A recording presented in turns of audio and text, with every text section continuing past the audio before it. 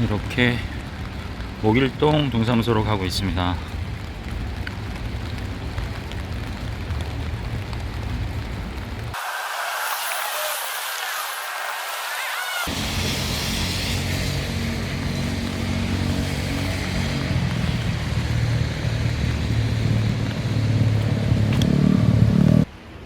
안녕하세요, 이호진 변호사입니다.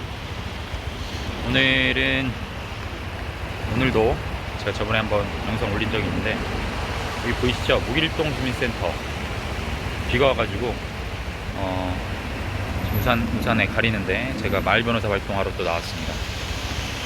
오늘은 10월 7일 월요일이고요. 목일동 주민센터에서 오늘 제가 10시부터 어디 안 보이네. 12시까지 또 주민 여러분들을 상대로 그 상담을 진행할 예정입니다. 오늘 4분 정도 상담할 거라고 그 직원분한테 들었고요.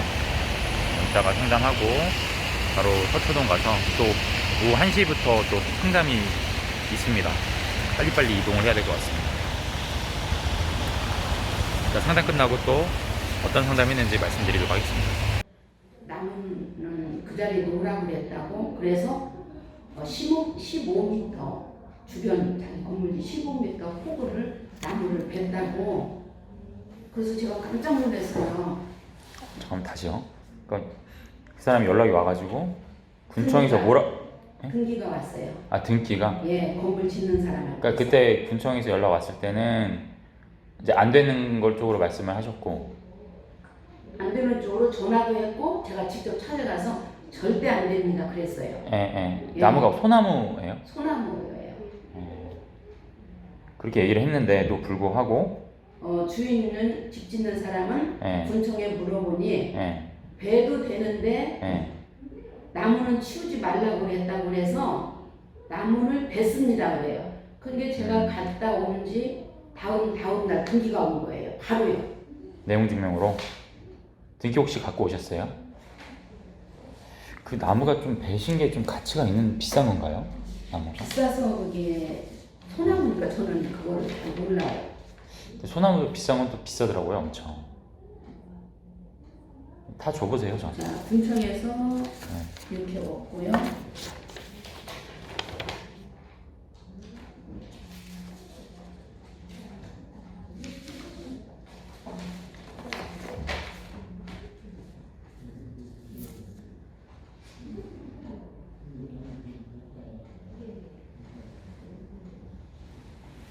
그 다음에 잠깐만 해볼게요.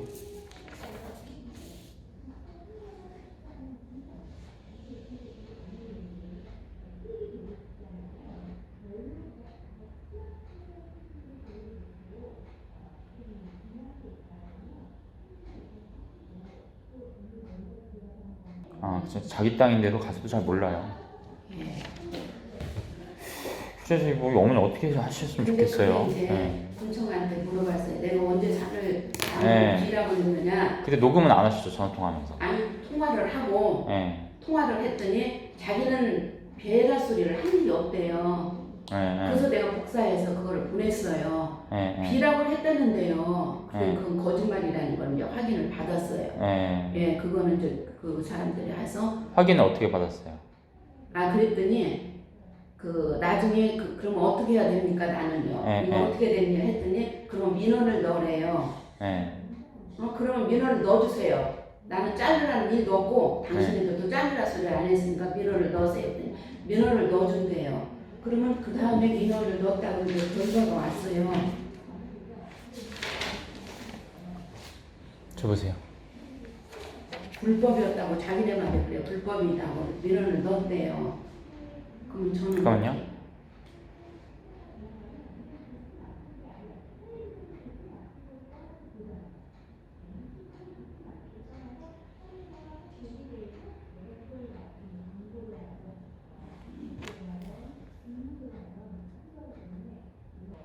사법 조치했대는데요, 어머니?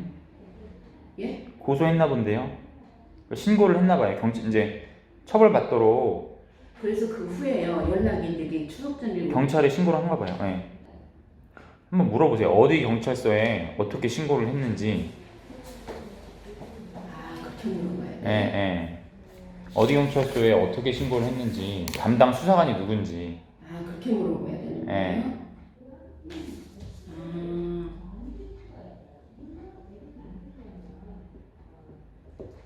담당? 수사관이 누군지. 수사관이요? 수사관 이름을 같이 달라고하세요. 그러면 전화해봐가지고 어떻게 지금 이 사람 처벌을 위한 절차가 진행되고 있는지를 물어볼 수가 있잖아요. 담당 수사관이 누군지 물어보세요. 그리고 만약에 이거 그 시기 하면 민사소송 해줘도 돼요. 그 빈 거 나무 피해 보상. 근데 피해 보상은 제가 받기를 원하는데 그거 오래된 일인가? 오래됐다고요? 산지가 오래되고 이게 지금 언제 얼마 전인데. 얼마 되지 않았죠. 근데 그 전부터 여기를 그리고 나서는 이제 나머지는 민사로 해결하시는 겁니다. 아니면은 그쪽에서 합의 보자고 할 수도 있고요. 형사로 고소 당하면 자기가 처벌 조금 받으려고 형사로 이제 형사 절차 진행될 것 같으면 합의 보자고 할 수 있어요. 그때 돈 받아도 되고요. 민사로 따로 안 하고. 근데 나는 이렇게 하면은 돈 짓고 있대. 네, 네. 안녕하세요. 상담을 마치고 지금 12시가 다 됐는데요.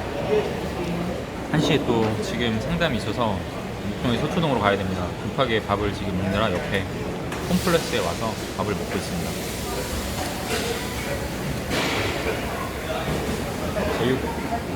제육볶음에 계란찜. 홈플러스 푸드코트에서 지금 빠르게 밥을 먹고 서초동으로 이동을 했습니다. 오늘 비가 오기 때문에 어제부터 상당히 추워서 날씨가 되게 쌀쌀하더라고요. 그래서 따뜻한 게 생각나서 계란찜을 시켰습니다. 메뉴에는 치즈판 계란찜이라고 되어 있었는데 계란찜 위에다 그냥 치즈, 모짜렐라 치즈 얹은 것 같습니다. 제육볶음이랑 먹으니까 매운 거고 이거는 안 매운 거라 그래도 나름 조합이 맞는 것 같습니다.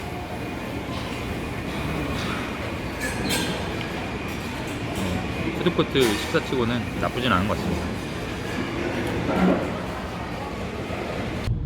오늘 상담은 4분 예정이었는데 3분 했고요. 1분 안 오셔서 3분 했고, 첫 번째 상담은 이제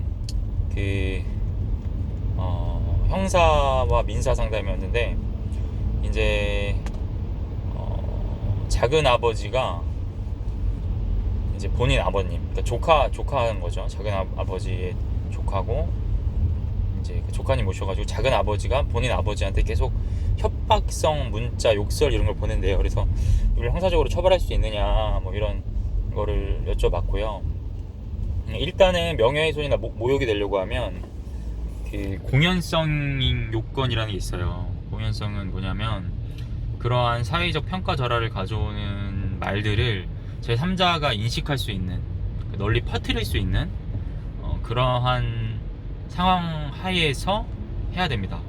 전화통화로 욕설하거나 전화통화로 뭐 그렇게 안 좋은 이야기 하는 것들, 아니 문자로 하는 것들, 이런 것들은 공연성 요건이 충족이 안 돼서 명예훼손이나 모욕이 안 돼요.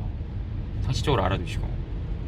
그래서 그건 불가능하고, 근데 다만 그 내용에 상대방으로 하여금 사회적인 외포심, 공포심을 느끼게 할 만한 어떠한 내용들이 있었다 라고 하면 협박죄는 될 수 있습니다. 가령 뭐 내 전화를 안 받으면 죽여버리겠다라든지, 너 밤길 조심해라 라든지, 뭐 그렇게 구체적으로 내가 뭐 네 직장에 찾아가서 네가 그동안 했던 일들 뭐 다 얘기해버리겠다, 이러한 말들을 한다고 하면 그거는 이제 욕설가다불어, 그럼 협박자가 돼요.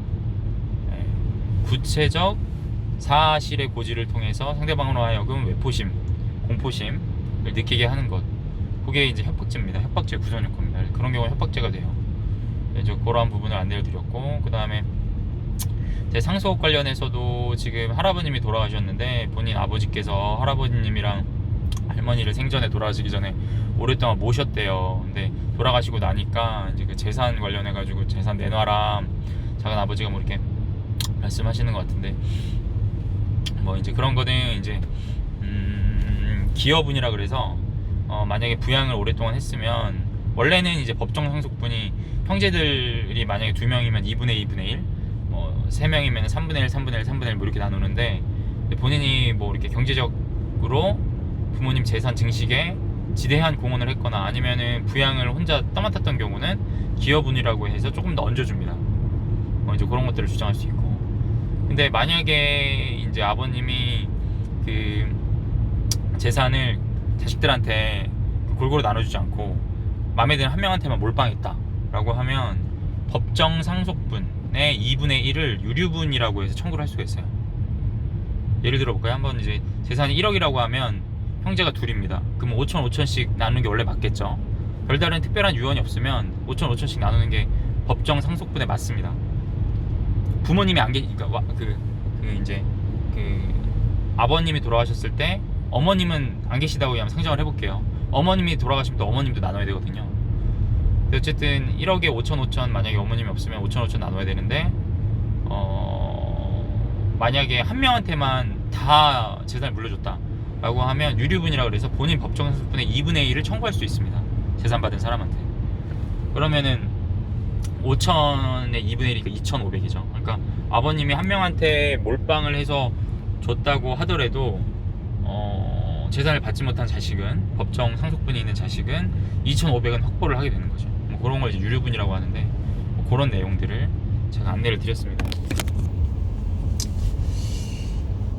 그리고 두 번째 분은 그 아파트 분양 계약을 하셨는데 그냥 일반 분양이 아니라 무슨 협동조합 뭐 이런 데를 통해서 하셨어요. 근데 계속 이제 그 아예 그냥 착공 자체도 계속 밀어주고 있어서 이거 어떻게 계약 해지가 할 수 있느냐, 한 2천에 3천 정도 계약을 하시고 진행하셨는데 뭐 계약 해지가 되겠느냐라고 이제 여쭤보셨는데, 계약서에는 일단 환불 의무 조항이 없습니다.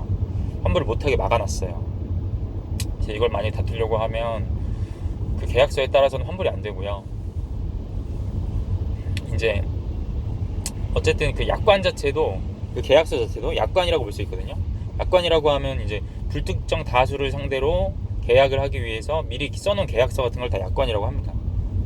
그럼 이제 그 약관에 대해서 그 환불이 안 된다고 하는 약관에 대해서 그게 과연 정당한가, 이걸 다퉈야 돼요. 네, 좀 복잡해집니다. 그럼 이제 공정위에다가 심사 청구를 할 수도 있고 법원에다가 주장을 하면서 무효임을 주장을 할 수도 있어요. 근데 쉽지는 않아요. 그런 방법으로 어쨌든 민사소송을 해서 계약 해지를 한 다음에 들인 돈을 반환을 받아야 된다. 그 정도 내용을 말씀드렸고, 그 다음에 마지막 분 한 분은 저기 지방에 자기 명의의 산이 있는데 그 산에 누가 음식점을 짓는데 그 주변에 그 산이라서 산사태 같은 게 발생할까봐 주변에 조금 그 음식점 주변에 산에 벌목을 하겠다, 좀 벌목을 할 수 있게 산 소유자한테 그 허가를 해달라. 그 산이 본인 소유면 거기 심어져 있는 나무도 이제 다 땅 주인 겁니다. 땅 주인 거. 나무라고 그냥 별도의 재산권이 있는 건 아니고 보통 이제 땅에 심겨져 있으면 다 나무는 땅 주인 겁니다.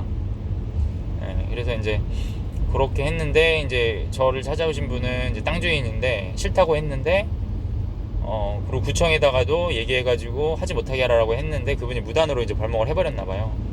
이제 그거 관련해서 어떻게 처리를 해야 되느냐.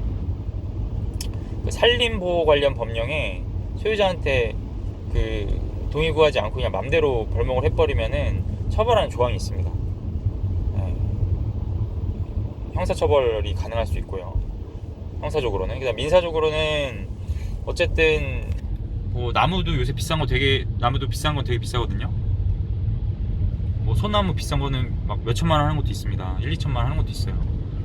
이제 나무 관련해가지고 어쨌든 재산권이 침해당한 거기 때문에 이제 민사소송을 할 수 있죠. 근데 잣나무 포함해서 한 50그루 정도를 벌목을 무단으로 했다고 하는데 가치가 얼마나 될지는 솔직히 저도 잘 모르겠습니다. 잣나무가 어떻게 얼마나 큰 나무였는지도 모르겠고 잣나무의 시세가 뭐 어떻게 하는지도 잘 모르겠어가지고 어쨌든 소송은 가능하긴 해요. 근데 이게 이제 어느 정도 액수가 맞아야 또 변호사 비용도 들고 하니까 액수가 맞아야 진행하실 수 있는 부분인데 그 액수가 안 맞기 때문에 어떻게 될지 모르기 때문에 제가 조금 정확한 안내는 좀 힘들었습니다. 근데 아무튼 형사적, 민사적으로 해결할 수 있다.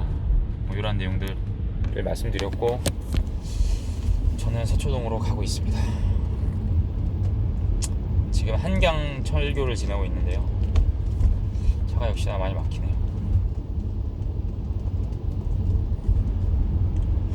요새 제가 진짜 해야 될 것도 많고 하고 싶은 것도 많은데 너무 정말 정신이 없이 바빠가지고요. 밥도 지금 식사할 시간도 마땅치가 않아서 잘 못 먹다 보니까 신기하게 배가 안 고픕니다. 밥을 안 먹어요. 특히 아침, 점심은 아예 배고픈지를 아예 모르겠어요. 밥을 뭘 먹어야겠다는 생각 자체가 안 들고 살을 뺄 수 있는 좋은 기회일 수도 있겠지만 아예 그냥 밥 생각이 없습니다. 예전에 1일 1식이 유행했었는데 지금 정신이 없고 바쁘다 보니까 거의 타율적으로 1일 1식을 하고 있는 것 같습니다. 근데 또 저녁에는 또 저녁 되면 배는 고파요. 근데 아침, 점심에는 배가 정말 하나도 안 고프고 오히려 막 뭘 먹으려고 하면 좀 올라온 것 같은 약간 그런 기분까지 느껴서 정말 좀 요새는 좀 힘이 드네요. 그리고 잘하면 이번 주 오늘 월요일이니까 목요일날 또 그 문경의 학포기를 한번 또 가야 될 수도 있습니다. 지방 출장도 지금 예정이 아직 뭐 100%는 아니지만 뭐 한 80% 정도는 확정되어 있어가지고 이번 주도 아주 정신없는 한 주가 될 것 같네요.